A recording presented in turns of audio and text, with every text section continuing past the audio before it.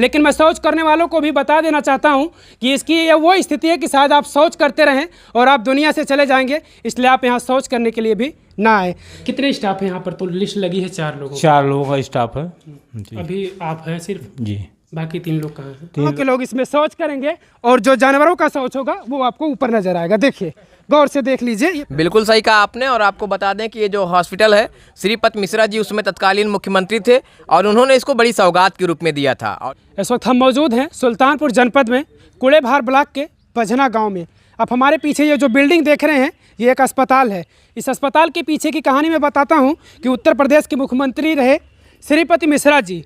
कहानी वहीं से शुरू होती है। श्रीपति मिश्रा जी जब आते हैं यहाँ पर और यहाँ के लोग मांग करते हैं कि हमारे आसपास इलाके में कोई अस्पताल नहीं है, हमको इलाज के लिए दूरी ज़्यादा तय करना पड़ता है, सुल्तानपुर मुख्यालय जाना पड़ता है, जिसको लेकर वो तत्काल आदेश देते हैं कि इस गांव में, बजना गांव में हॉस्पिटल का निर्माण होना चाहिए।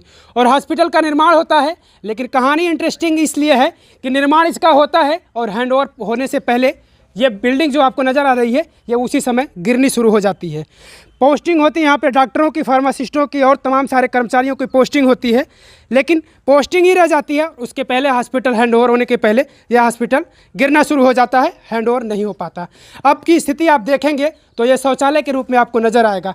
प्रधानमंत्री जी शायद शौचालय इस गाँव में नहीं दिए हैं, इसलिए लोग यहाँ पर शौचालय के लिए, इसमें शौच करने के लिए आते हैं। लेकिन मैं शौच करने वालों को भी बता देना चाहता हूँ कि इसकी ये वो स्थिति है कि शायद आप शौच करते रहें और आप दुनिया से चले जाएंगे, इसलिए आप यहाँ शौच करने के लिए भी ना आए। चुनाव का टाइम होता है, सियासत करते हैं शिक्षा और स्वास्थ्य को लेकर, सबसे बड़ा मुद्दा बनाते हैं स्वास्थ्य और शिक्षा।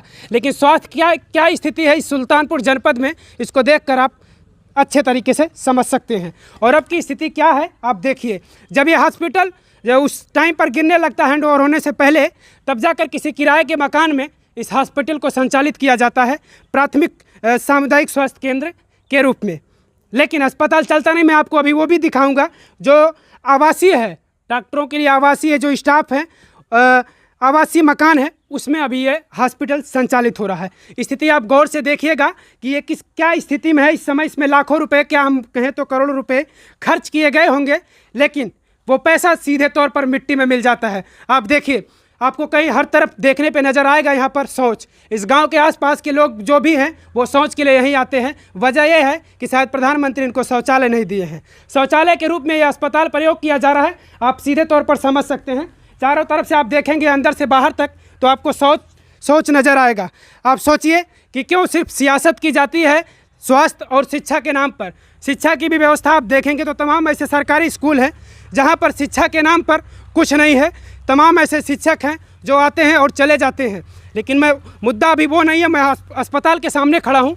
मैं आपको बता दूं कि देखिए क्या स्थिति बन चुकी है। ये अस्पताल के सारे बिल्डिंग थे, सारे मुझे लगता है कि शौचालय वगैरह भी यहीं बनाए गए थे, लेकिन आज ये अस्पताल पूरा शौचालय बन चुका है।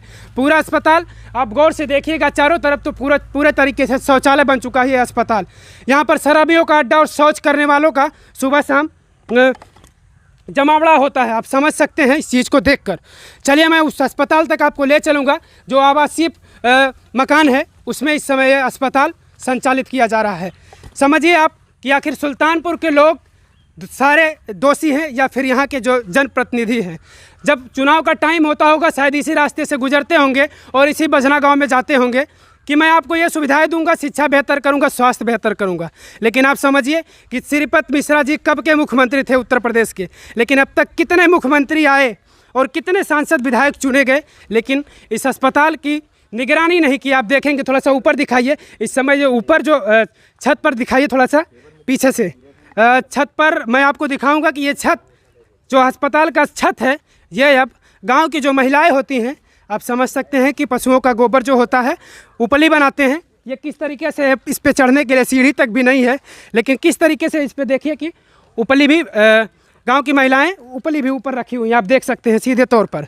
सोचिए कि ये अस्पताल अब उसी लिए बना है कि गांव के लोग इसमें शौच करेंगे और जो जानवरों का शौच होगा वो आपको ऊपर नज़र आएगा। देखिए, गौर से देख लीजिए, ये सीधे तौर पे आपको नज़र आ रहा है।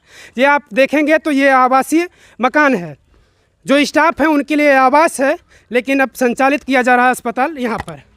और मैं आपको दिखाऊंगा चलकर, यहाँ पर भी 4 लोग पोस्टेड हैं। और ये एक फार्मा सबसे बड़ा चीज़ ये है, सामने भी देख लीजिए, ये भी शायद अस्पताल की ही भवन है, लेकिन ये भी आवासीय था। अच्छा, ये आवासीय था।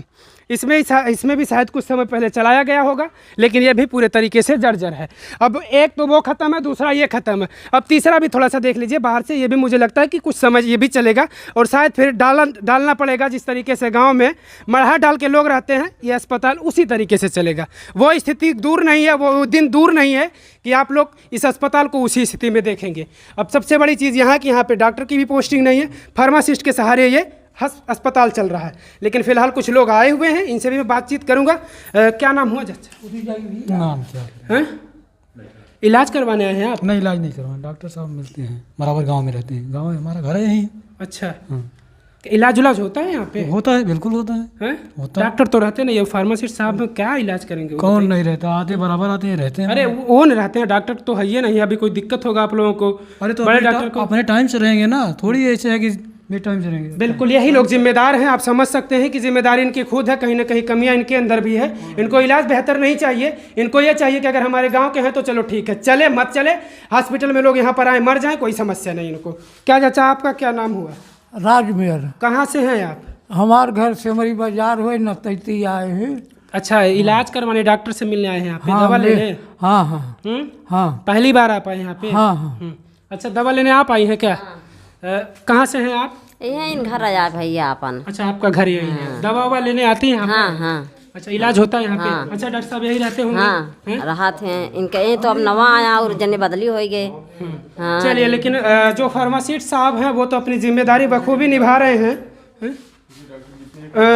लेकिन और भी तमाम सारे, मैं आपको लिस्ट दिखा दूँ, थोड़ा सा इधर दिखाइए कि यहाँ पे 4 नाम आपको नज़र आएगा। श्री रविंद्र कुमार श्रीवास्तव, श्री PC श्रीवास्तव और श्रीमती गीता पांडे और श्री राजेंद्र प्रसाद चौधरी। जो चौथा नंबर है श्री राजेंद्र प्रसाद चौधरी फार्मासिस्ट, वही हैं जो इस समय मौजूद हैं। और मैं कहूँ एक तरह से तो लोगों के बताने के मुताबिक भी यही अपनी जिम्मेदारी को बखूबी निभा रहे हैं। अब और भी लोग हैं, पता नहीं लोग आते हैं कि नहीं आते हैं, या आज आए थे कि नहीं आए थे, इस चीज़ पर भी मैं बात करूँगा। और आप समझिए कि क्या स्थिति है। बस चुनाव के टाइम में सिर्फ सियासत होता है स्वास्थ्य को लेकर, लेकिन स्वास्थ्य की क्या सुविधा है इस सुल्तानपुर जनपद में, आप सीधे तौर पर समझ सकते हैं। श्री राजेंद्र प्रसाद चौधरी जी, आप हैं? बोलिए। कितने स्टाफ हैं यहाँ पर? तो लिस्ट लगी है 4 लोगों। 4 लोगों का स्टाफ है जी। अभी आप हैं सिर्फ? जी। बाकी 3 लोग कहाँ हैं? 3 लोग, एक एनम तो हो गई हैं मीटिंग में, कूड़े बाहर। PC श्रीवास्तव एल्ले जो हैं वो भी कूड़े बाहर में हैं। ठीक।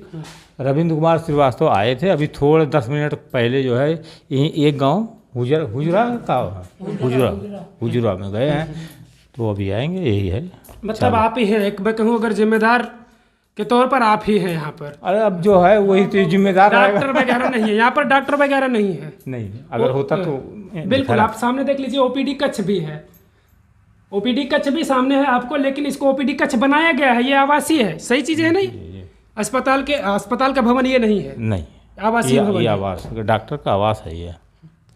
सोचिए, आप कल्पना कीजिए कि डॉक्टर के आवास में सुल्तानपुर में अस्पताल चल रहा है, और सुल्तानपुर के वो जिम्मेदार अधिकारी आखिर कहाँ हैं, वो जनप्रतिनिधि आखिर कहाँ हैं जो चुनाव के टाइम में आकर बड़े बड़े वादे करते हैं।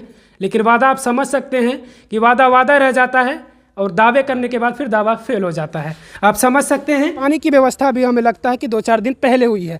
बड़ी चीज़ मैं पानी पर इसलिए सवाल करूंगा कि शायद अगर कोई मरीज आएगा यहाँ पर दवा लेने के लिए और दवा खिलाकर उसको पानी की ज़रूरत पड़ेगी, तो शायद वो दवा खाएगा और दुनिया से चला जाएगा, पानी उसको नहीं मिलेगा। आप समझ सकते हैं।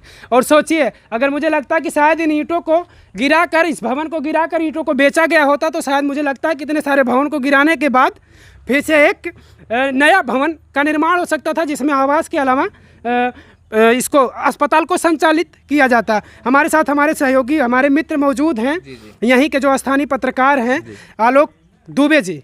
पत्रकार, ये बड़ा चेहरा, सुल्तानपुर में कोई ऐसा शख्स नहीं जो इनको ना पहचाने। स्थानीय हैं भाई, इनके यहाँ की ये समस्या है, कई बार ये आवाज़ उठाते हैं, लेकिन शायद इस चीज़ पर काम नहीं किया जाता।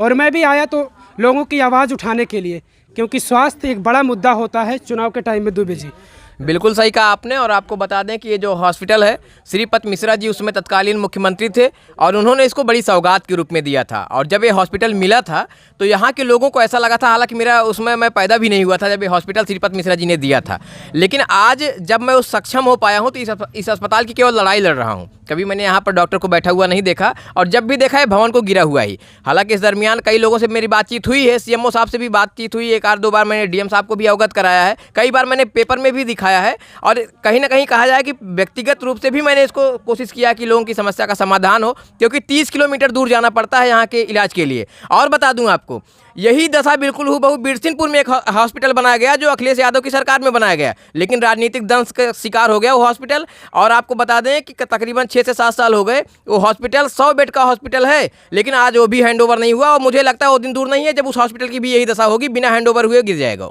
बिल्कुल, सारे लोग आप लोग ही जिम्मेदार हो, क्योंकि जब वो वक्त आता है चुनाव का टाइम, उसी चुनाव के टाइम में आपको बड़े बड़े सपने दिखाए जाते हैं शिक्षा और स्वास्थ्य को लेकर।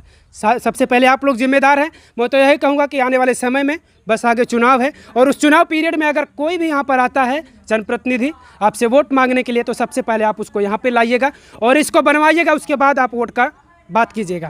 बिल्कुल, इस वीडियो को आप लोग ज़्यादा से ज़्यादा शेयर कीजिएगा। सुल्तानपुर के जनपद वासियों के लिए मैं चाहूँगा, अगर आप लोगों के पास पहुँचे तो आप लोग वीडियो को ज़्यादा से ज़्यादा शेयर करिएगा। ये उन जिम्मेदारों तक पहुँचना चाहिए जिन जिम्मेदारों को ये कम से कम उनके आँख से दिखाई दे कि वाकई कि सुल्तानपुर में क्या स्थिति